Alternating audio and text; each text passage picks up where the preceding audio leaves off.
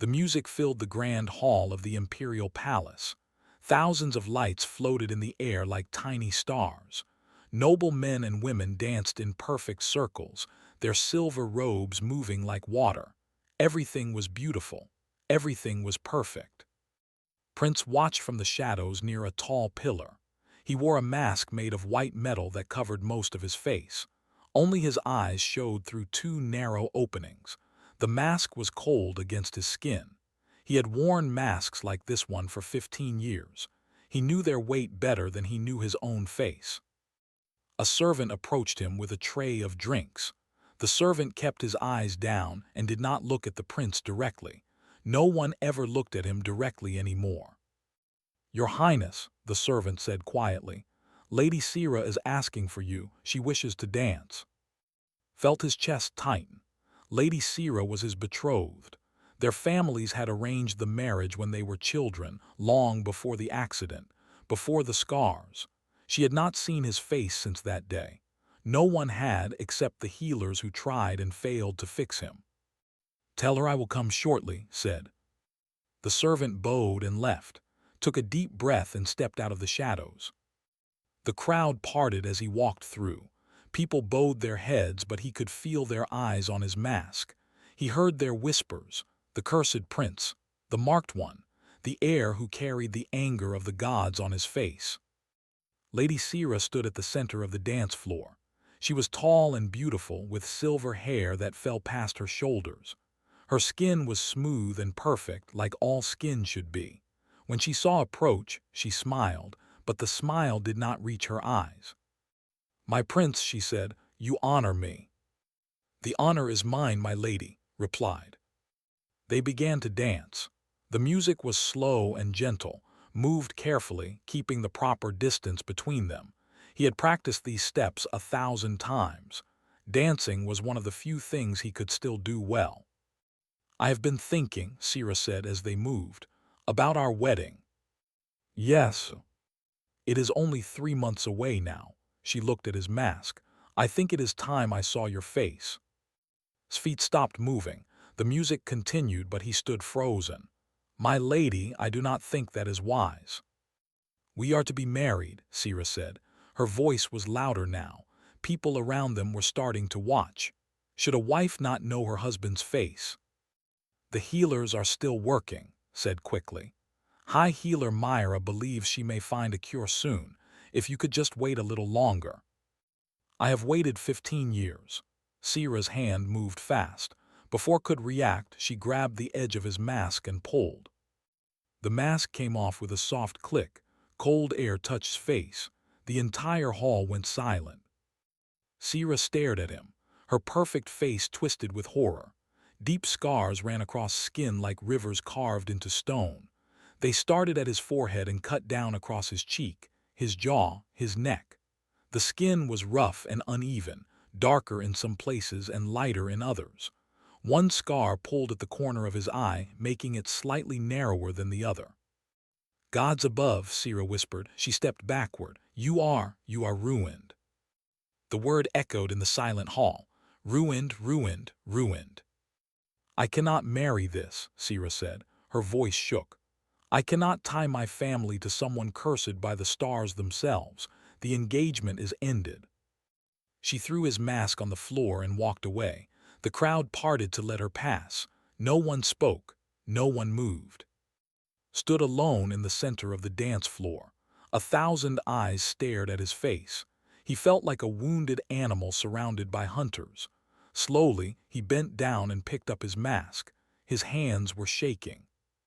He did not run. A prince does not run.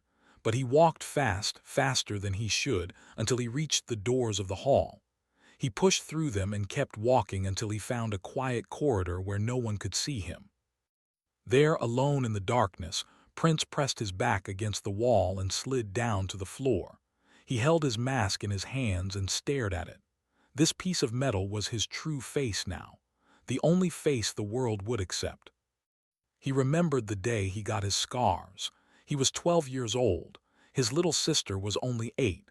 They were playing in the garden when the assassin appeared. The man held a weapon that glowed with strange energy. He pointed it at. Did not think, he just moved. He threw himself in front of his sister just as the weapon fired. The blast hit him full in the face.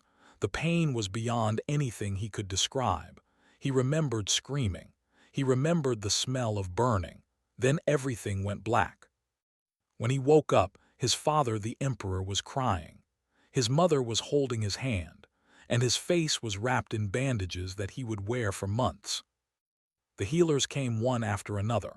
Healing technology was the most advanced in the galaxy. They could regrow lost limbs. They could cure diseases that killed other species in days, but they could not heal these scars. The assassin's weapon had used a type of energy that changed his skin at the deepest level. No matter what the healers tried, the scars remained. In culture, physical perfection was everything. A beautiful body meant a pure soul. An ugly body meant punishment from the gods. Scars were marks of shame, signs that someone had done something wrong in this life or a past one. Had done nothing wrong, he had saved his sister, but his scars told the world a different story. They said he was cursed, unworthy, broken. Later that night, Emperor sat in his private chamber with High Healer Myra. The old healer looked tired. She had spent 15 years trying to fix the prince. There must be something, said. Some new technology, some method we have not tried. Myra shook her head slowly. My Emperor, I have tried everything known to our people. The damage is too deep. Put his head in his hands. My son is a hero. He saved his sister's life, and now he is treated like a criminal because of scars he earned through love. I have heard rumors, Myra said carefully, of a new species that has joined the galactic community. They are called humans. They come from a small planet called Earth. Humans looked up. What could primitives offer that we cannot? I do not know, my Emperor, but they are said to have strange ideas about medicine, about the body, about what it means to be whole. Waved his hand. Primitives with strange ideas. That is not a cure, that is desperation. Myra bowed her head. Yes, my Emperor. Outside on his balcony stood alone under the stars. He had removed his mask again. He touched the rough skin of his scars and felt nothing but hate. Hate for the assassin who did this. Hate for the culture that judged him. Hate for himself and the face he could not change. He looked at his reflection in the dark window glass. A monster looked back at him. That was all he would ever be. A monster hiding behind a mask. Somewhere out in the galaxy, on a small relief station near the border of the Empire, a young human woman named was preparing for another day of work. She had no idea that her life was about to cross paths with a prince who had forgotten how to hope. She had no idea that her simple human words would change the fate of an empire. But that story would have to wait for another day. Tonight, Prince looked at the stars and wondered if he would ever find a place where his scars did not matter. He did not believe such a place existed. He was wrong. The relief station floated at the edge of space like a small moon made of metal and light. Ships came and went every hour, bringing refugees from a dozen different worlds. War had touched many planets in recent years, and the station was one of the few safe places left for those who had lost everything. Walked through the crowded medical bay with a tablet in her hand. She was 24 years old, with dark hair tied back in a simple knot and kind eyes that made patients feel safe. She wore the plain white uniform of Earth's humanitarian corps. No medals, no ranks, just a small patch on her shoulder showing the blue and green of her home planet. Good morning, said a tall alien with blue skin and 4 arms. He was sitting on a medical bed, holding one of his arms at a strange angle. Good morning, replied with a warm smile. How is the arm today? Better, much better. Your human medicine is strange, but it works. Laughed softly. Rest is not strange medicine, it is just rest. Your body does the real work. She checked his arm and made notes on her tablet. Then she moved to the next patient and the next and the next. The medical bay was always full. There was always someone who needed help. Commander Park found her near midday. He was a tall man with a serious face and military posture. He had served in Earth's defense forces for 20 years before taking this assignment as liaison to the galactic community. He said quietly, "A word, please." They stepped into a small supply room away from the patients, closed the door and lowered his voice. "We have visitors coming." Raised her eyebrows, "Here. An inspection party. They want to see how we run the station." Crossed his arms. "You know how they are. They think humans are primitives. They look down on us. So I need you to stay out of sight while they are here. Let the senior medical staff handle things. They might not react well to a young human treating patients." Frowned. "I am not going to hide in a closet because some aliens think they are better than us. Please, this is politics. Earth needs allies in this part of space. We cannot afford to offend the Empire." Sighed, she understood, even if she did not like it. "Fine. I will stay in the back rooms, but if someone needs help, I am not going to turn them away." "That is all I ask," said. He put a hand on her shoulder. "Thank you." The inspection party arrived that evening. From her place in the back rooms, could hear them walking through the station. Their voices were cold and formal. They asked questions about supplies, about procedures, about how many patients the station could hold. They did not ask about the patients themselves. Tried to focus on her work. She organized supplies. She cleaned equipment. She did everything except what she was trained to do, which was help people. Then the door to the back room opened. A figure in a dark cloak stood in the doorway. The hood was pulled low, hiding the face completely. The figure was tall and moved with the careful grace of someone who did not want to be noticed. "Can I help you?" asked. "Are you lost?" The figure stepped inside and closed the door. "I am looking for a healer." The voice was male, young, and carried an accent did not recognize. "A human healer." "I am a medic," said. "What do you need?" The cloaked figure hesitated. His hands, visible beneath the sleeves of his cloak, were clenched tight. "I have heard that humans have different methods of healing, methods that other species do not use.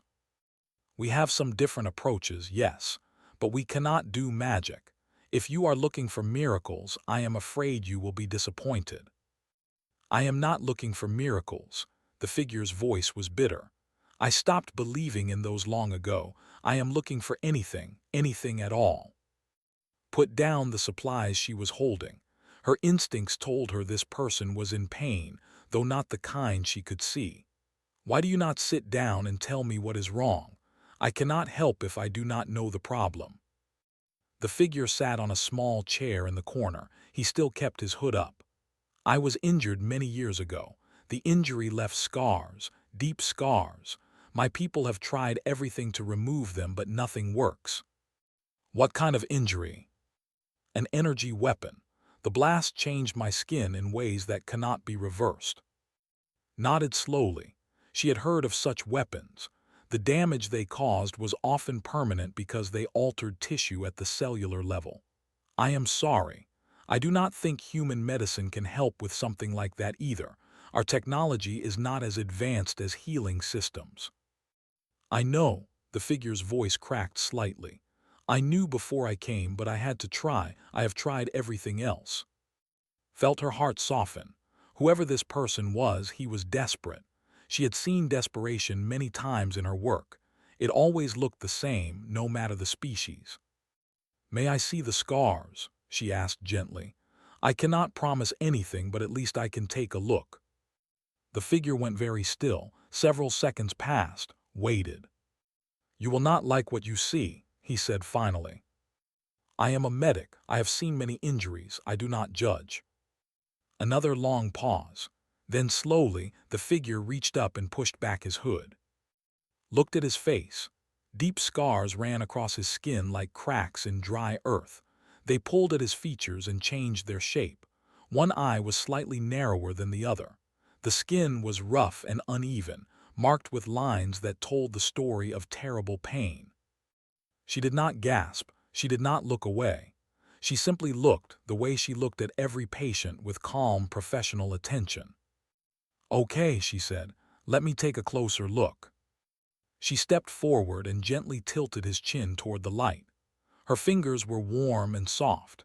She examined the scars carefully, noting their depth, their pattern, the way they pulled at the surrounding skin. "These are from the energy weapon you mentioned?" she asked. "Yes." His voice was barely a whisper. He seemed shocked that she was touching him so easily. "The damage goes deep. You are right that this is beyond our technology. I am sorry." She stepped back and looked at him directly. "But I have to ask, why do you want them removed so badly?" The question seemed to confuse him. "Because they are ugly, because they mark me as cursed, because everyone who sees them turns away in disgust." Tilted her head slightly. "I am not turning away." "You are different." "Am I?" Smiled. "Or maybe I just do not understand why scars are so terrible." The figure stared at her. His eyes were wide with something that looked like wonder. "Do humans not fear ugly things?" "Some do," admitted. "But scars are not ugly things. They are just marks. They show that something happened to us and we survived. On Earth, many people are proud of their scars." "Proud?" He said the word like he had never heard it before. "Yes, proud. A scar means you lived through something hard. It means you were strong enough to keep going." She paused. "May I ask how you got these scars?" The figure looked down at his hands. For a long moment he did not speak. When he did, his voice was quiet and heavy with old pain. "I was 12 years old. My little sister and I were playing in a garden. A man came with a weapon. He pointed it at her. I did not think. I just moved. I put myself between them." He touched his face. "The blast was meant for her. I took it instead." Was silent. She sat down on a chair across from him and looked at his face with new understanding. "You saved your sister's life." "Yes." "And you have hated these scars ever since." "Everyone hates them. Everyone looks at them and sees something wrong with me, something broken." Leaned forward. Her eyes were kind but serious. "I do not see anything broken. I see someone who loved his sister so much that he was willing to lose his face to save her. Those scars are not ugly. They are proof of what you did." The figure looked at her. His face showed emotions he could not hide: confusion, pain, and something else. Something that looked almost like hope. "Why would you say that?" Smiled gently. "Because it is true. Now tell me your name. I cannot keep calling you the figure in the cloak." He hesitated for only a moment. "My name is Prince of the Empire." His eyes widened slightly, but she did not pull away. She did not bow or kneel or change her posture at all. "Well then, Prince," she said, "it is nice to meet you. My name is, and I think we have a lot more to talk about." Outside, the inspection party continued their tour, unaware that their crown prince sat in a small back room with a human medic, learning for the first time that his scars might not be a curse after all. Prince sat very still in the small room. The words had spoken echoed in his mind like bells ringing in an empty temple. She did not think his scars were ugly. She did not see him as cursed. How was that possible? "I do not understand," he said finally. "In my culture, scars are marks of shame. They show that the gods are angry with you, that you have done something wrong." Leaned back in her chair and thought about this. That is very different from how humans see things. "Tell me," said. There was hunger in his voice, hunger for understanding, for hope. "Tell me how humans see scars." Held up her right hand. On the back of it, near her thumb, was a small scar about 2 inches long. The skin there was slightly lighter than the rest of her hand. "Do you see this?" she asked. Nodded. "I got this when I was 9 years old. My little brother was reaching for a hot pan on the stove. I grabbed it before he could touch it. The metal burned my hand badly, but my brother was safe." She smiled at the memory. "It hurt a lot. I cried, but my mother told me I was brave. She said the scar was my badge of being a good sister." "A badge?" Yes, like a medal that soldiers wear, something that shows the world what you did.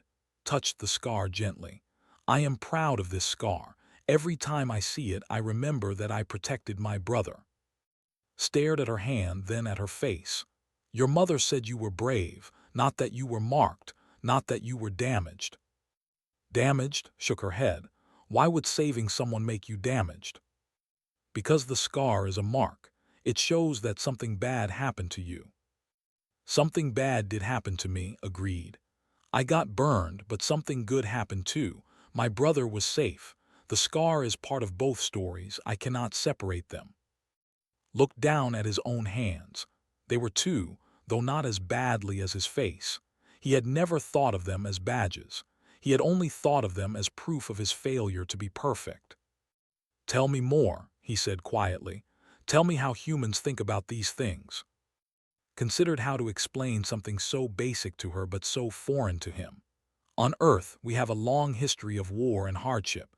Many people have scars, soldiers who fought in battles, workers who did dangerous jobs, parents who protected their children. She paused. We learned long ago that scars do not show weakness. They show survival. They show that you went through something terrible and came out the other side.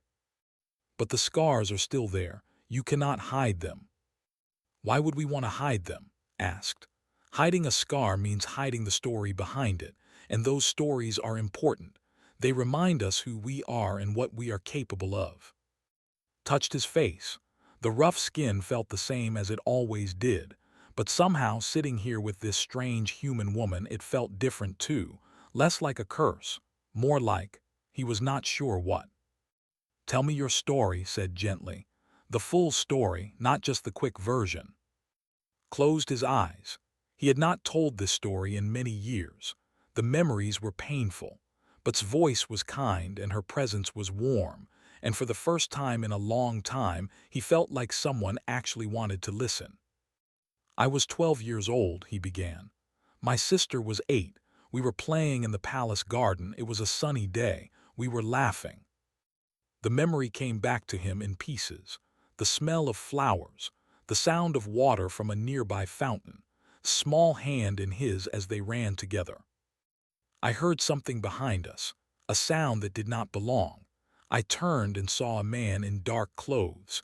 He was holding something that glowed with blue light. I did not know what it was, but I knew it was dangerous. His voice grew quieter. He pointed it at my little sister. She was just standing there, smiling, not understanding what was happening. And I. He stopped, the words caught in his throat. You protected her, said softly. Yes, the word came out as barely a whisper. I did not think. There was no time to think. I just threw myself in front of her. The blast hit me instead of her. And she survived. Without a single mark. She did not even know what happened until later. She just saw me fall and heard me screaming. Opened his eyes. They were wet with tears he had held back for 15 years. The assassin ran away. The guards caught him later, but by then the damage was done. Was quiet for a moment. When she spoke, her voice was steady but full of emotion. You were 12 years old and you took a blast that was meant to kill your sister. You did not hesitate.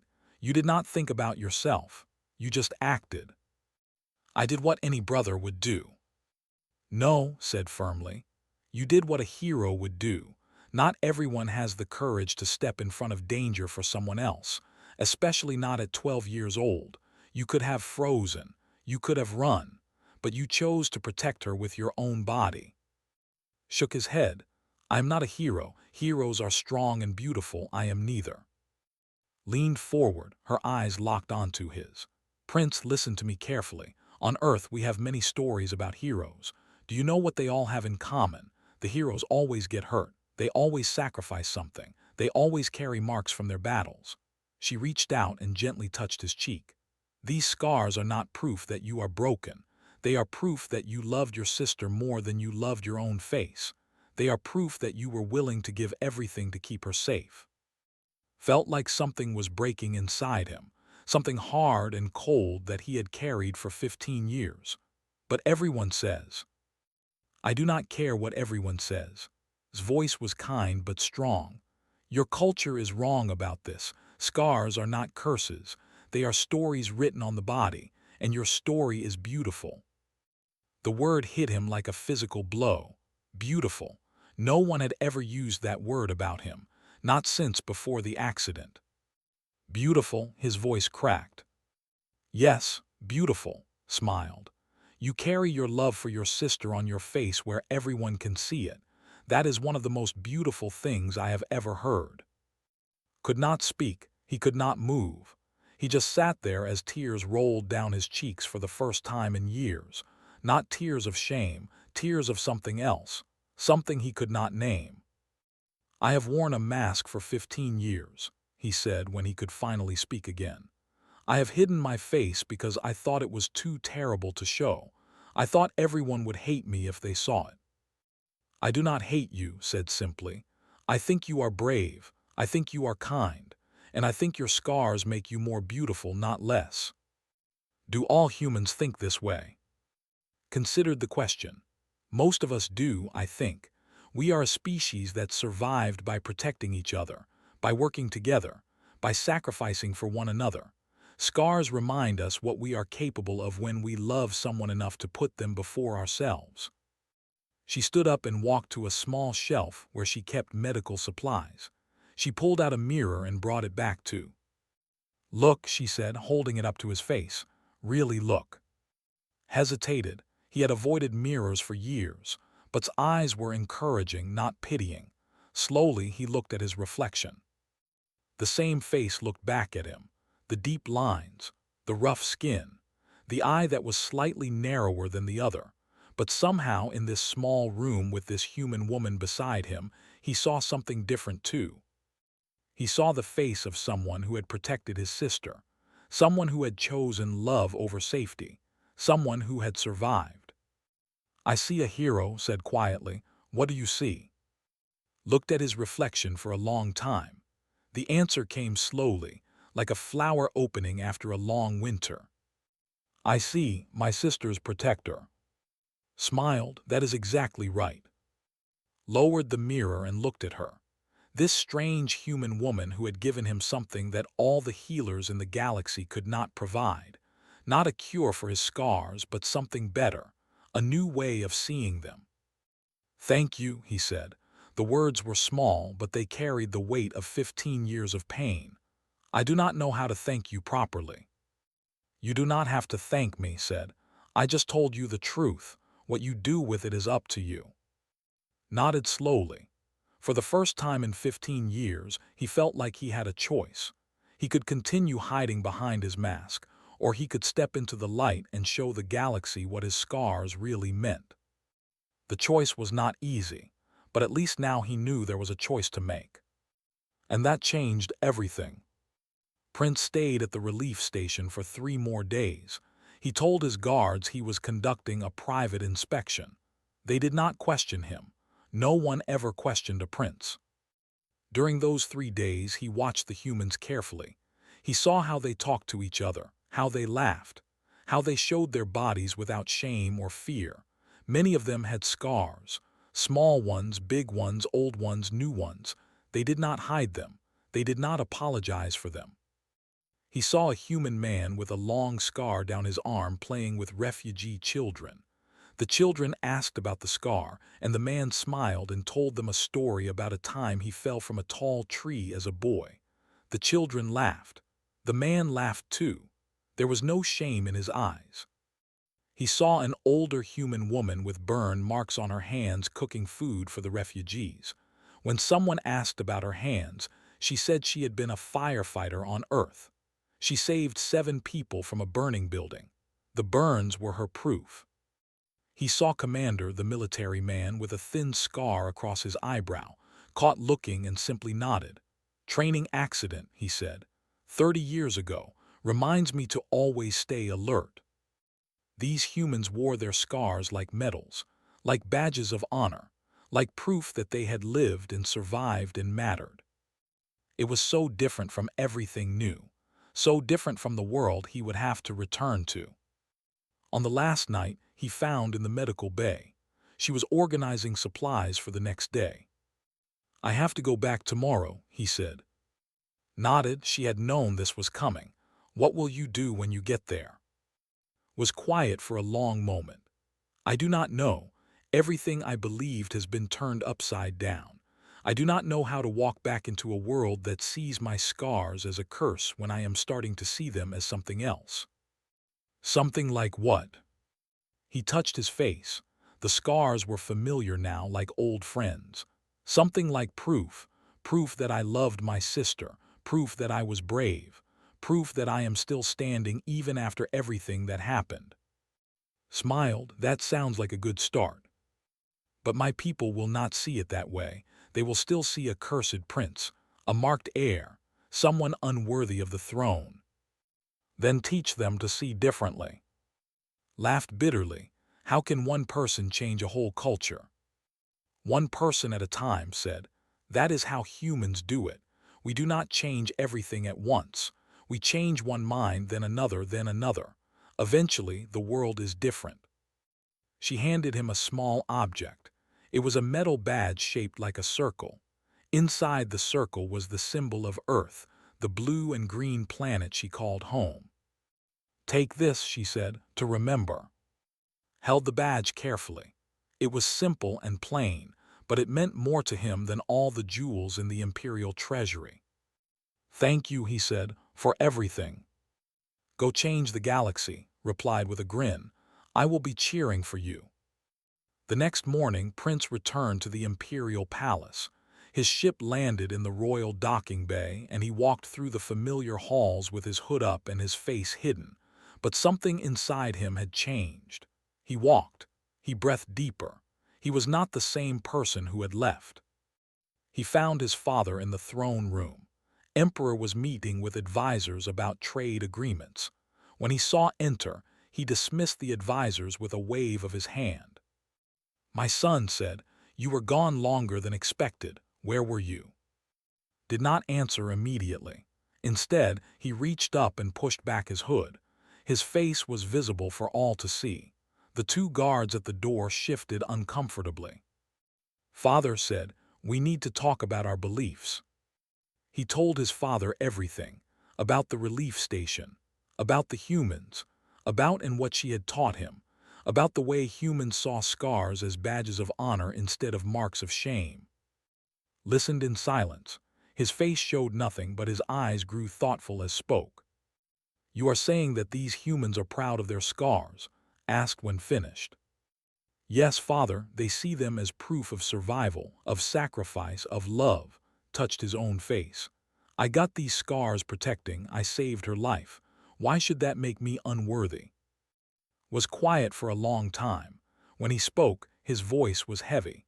Our culture has believed certain things for thousands of years. Changing those beliefs is not simple. I know, but what if we are wrong?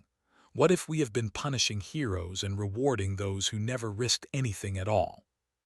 The words hung in the air between them. Looked at his son. Really looked at him. For the first time in years, he did not see the scars. He saw the brave boy who had thrown himself in front of danger to protect his sister. I will think about this, said finally. I make no promises, but I will think. It was not victory, but it was a beginning. Word spread quickly through the palace. The prince had removed his mask. He was showing his face without shame. People whispered and stared and pointed. Some were shocked, some were disgusted, but some quietly were curious. Lady Sira was not curious, she was furious. He has gone mad, she said to her allies. Parading his marks like a barbarian, he will bring shame on the entire empire. The noble families who supported her agreed. They gathered in secret and made plans. If the prince wanted to claim the throne, they would stop him. There were ancient laws about who could rule, laws about worthiness and perfection, laws they could use. They challenged publicly. Lord, the oldest and most powerful noble, stood before the imperial court and declared that a marked prince could not inherit the throne. The ancient texts are clear, said. A ruler must be perfect in body and spirit. This prince carries the marks of divine punishment. He is not fit to lead our people. stood before the court without his mask. He felt exposed, vulnerable, but he also felt something else, something he had not felt in a long time: strength. "You speak of ancient texts," said. "Tell me, Lord, do you know how I got these scars?" "A childhood accident. Everyone knows the story." "It was not an accident. It was a sacrifice." His voice rang clear through the hall. "An assassin tried to kill my sister. I stepped in front of the blast. These scars are proof that I was willing to give my life for my family." Murmurs rippled through the crowd. Many of them had forgotten the details. They only remembered that the prince was. They had not thought about why. "That changes nothing," said.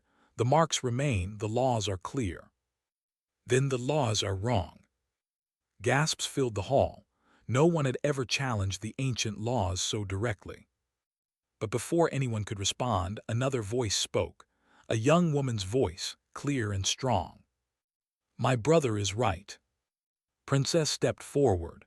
She was 23 now, beautiful and graceful, the perfect princess.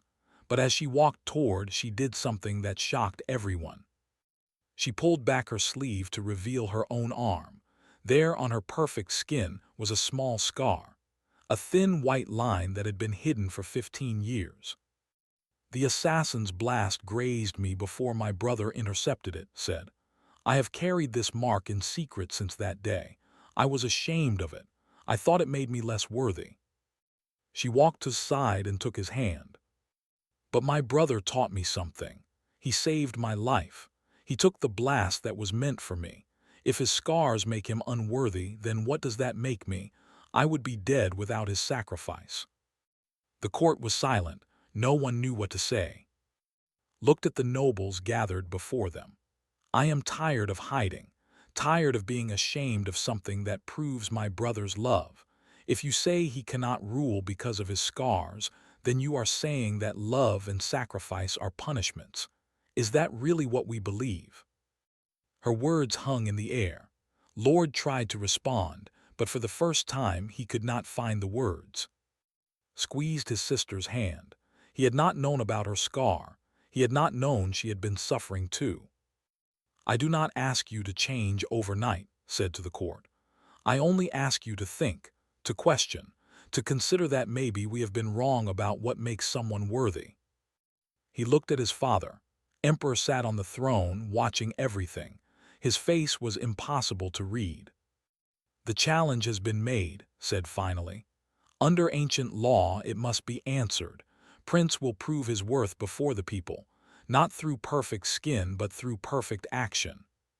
Started to protest, but raised his hand. "The trial will take place in 3 days. That is my decision." He stood and looked at his son. "Prepare yourself." Bowed his head. "Yes, father." As the court dispersed, held his sister close. They had both been hiding for too long. Now together they would face whatever came next. But knew he needed help. Help to change minds. Help to show his people a different way of seeing the world. That night he sent a message across space to a small relief station at the edge of the Empire. To a human woman named who had shown him that scars could be beautiful. The message was simple: "I need you, please come."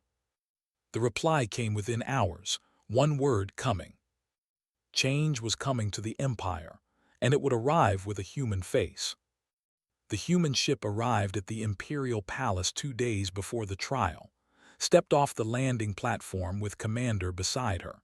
She wore simple clothes, no medals or marks of rank. She looked like exactly what she was, a young woman who helped people for a living. The nobles who had gathered to watch stared at her with cold eyes. They saw her plain appearance, her unadorned skin, her confident walk. They did not see anything special. They were wrong. Prince met her at the palace entrance. He was not wearing his mask. His face was open for all to see. When saw him, she smiled. "You look different," she said. "I feel different," replied. They walked through the palace together. Servants and guards stopped to stare.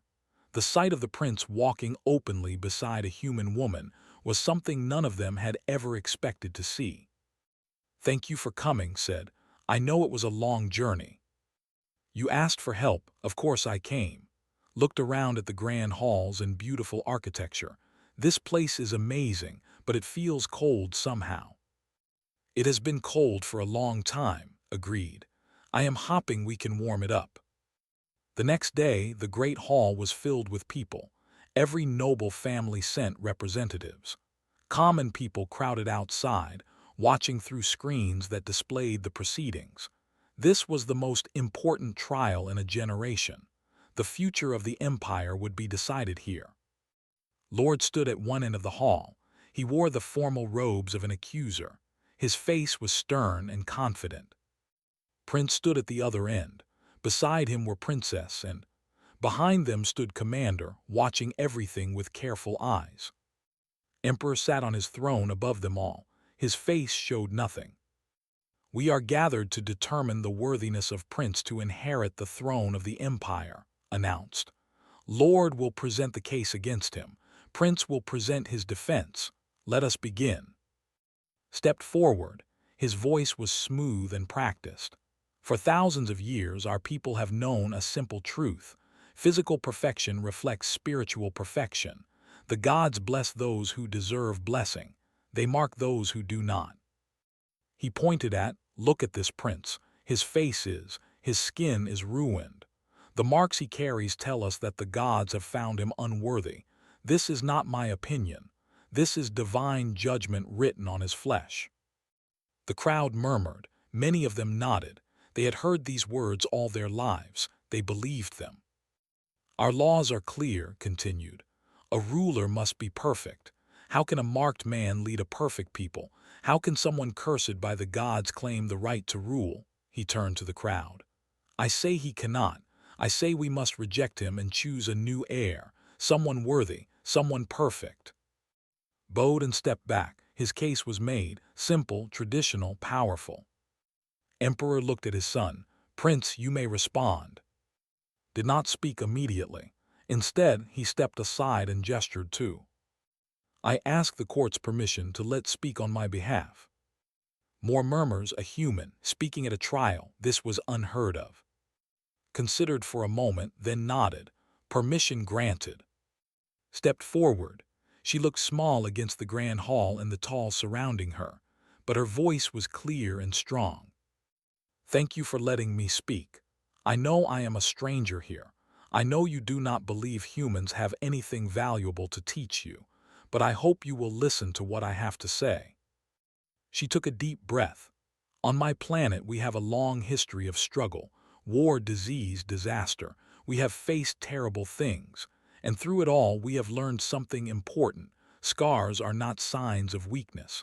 They are signs of survival. She walked slowly across the floor, meeting the eyes of nobles and servants alike. When I look at Prince's face, I do not see divine punishment. I see love. I see a 12-year-old boy who threw himself in front of danger to save his sister. I see courage that most people will never have to show. She stopped in the center of the hall. You have a belief that perfect skin means a perfect soul, but ask yourselves, what kind of perfection is that? The perfection of someone who has never risked anything, never sacrificed anything, never loved anyone enough to get hurt. Her voice grew stronger. On Earth, we tell stories about heroes. They are warriors who fought to protect their homes, healers who rushed into plague zones to save the sick, parents who worked until their bodies broke to give their children better lives. Every one of them carries scars, and every one of those scars tells a story of love. She pointed to, this prince carries his love for his sister on his face. You can see it every time you look at him. That is not a curse. That is a gift. He cannot hide what he did. He cannot pretend to be something he is not. His truth is written on his skin. She turned to face Lord directly. You say the gods mark those who are unworthy, but what if you have it backwards? What if scars are marks of favor? What if the gods are saying, this one was brave enough to sacrifice. This one was strong enough to survive. His face twisted with anger. You are a primitive from a backward world. What do you know of our gods? I know nothing of your gods, admitted. But I know people, and I know that judging someone's worth by their skin is not wisdom. It is fear. Fear of anything that looks different. Fear of anyone who does not fit your perfect picture. She looked at the crowd. You can keep your fear. You can keep judging and hiding and pretending that smooth skin makes someone better, or you can choose something else. You can choose to see the truth. And the truth is this: Prince is a hero. His scars prove it. Step back, the hall was silent. Then Princess walked forward. She raised her arm and showed her hidden scar to the entire court. My brother saved my life, she said. This scar is my reminder. I am not ashamed of it anymore. I am proud of it, because it connects me to the bravest person I have ever known. For a long moment, nothing happened. Then slowly, a servant at the edge of the hall stepped forward. He was old, with gray in his hair. He pulled back his sleeve to show a burn on his arm. I got this saving my daughter from a fire when she was a baby, he said quietly. She is grown now, a healer. I was always ashamed of this mark, but maybe I should not be. Another person stepped forward, a guard with a scar on his neck. I got this in battle, protecting my squad. Then another, and another, common people and nobles alike, each with a scar, each with a story. One by one they revealed marks they had hidden for years, burns, cuts, old wounds that had never fully healed. The hall filled with stories of sacrifice and survival, stories of love and loss, stories that had been hidden in shame for too long. Lord looked around in horror. This is madness. You cannot change thousands of years of tradition because of one human's words. Emperor stood up from his throne. The hall fell silent immediately. The emperor looked at his people, at the scars they were showing with trembling hands, at the hope in their eyes. Then he looked at his son. Slowly, Emperor reached up and removed his ceremonial robe. Beneath it, his arms were covered with scars. Battle wounds from wars he had fought before he became emperor, marks he had hidden for decades. I earned these defending our borders when I was young, said. His voice was thick with emotion. I was ashamed of them. I thought they made me less worthy. I have been wrong. He walked down from his throne and stood before. My son, you have shown more courage today than I have shown in 30 years. You have faced your fear and spoken the truth. He turned to the crowd. The ancient laws speak of perfection, but they do not say what perfection means. From this day forward, let us define it differently, not as unmarked skin, but as a pure heart, not as physical beauty, but as moral courage. He raised his voice. Prince is confirmed as my heir. Any who challenge his worthiness will answer to me. The crowd erupted in cheers. Not everyone cheered. Lord and his allies stood in silence, their faces dark with anger, but they were outnumbered. The tide had turned. Stood frozen. He could not believe what was happening. After 15 years of shame, the world was finally changing. Appeared beside him. You did it, she said softly. We did it, corrected. I could not have done this without you. He took her hand. It felt natural, right? When this is over, said, I want to offer Earth a formal alliance, the first between our peoples. We have learned something from humanity today. We should learn more. Smiled, I think Earth would like that. That night stood on his balcony, the same balcony where he had once hated his reflection, the same place where he had wondered if he would ever belong. Stood beside him, looking at the stars. They are beautiful, she said, your stars. Looked at her, at this human woman who had crossed the galaxy to help him, who had taught him to see his scars differently, who had changed his life with simple words and a kind heart. You are beautiful, he said quietly. Turned to him, she reached up and touched his cheek. Her fingers were gentle and warm. So are you, she said. I mean it. Your scars are beautiful. They tell the story of the best thing you ever did. Felt tears in his eyes, but this time they were tears of joy. Thank you, he whispered, for everything. Below them the empire was changing. Old beliefs were crumbling. New ideas were taking root. It would take time. It would not be easy. There would be resistance and struggle. But the first step had been taken. The galaxy would learn what humans had always known. True beauty was written in sacrifice. True worth was measured by love. And the most beautiful souls were those who wore their stories where everyone could see them, looked at the stars and smiled. For the first time in 15 years, he did not wish his scars away. They were part of him. They were proof of what he was capable of. They were beautiful. And finally, he believed it.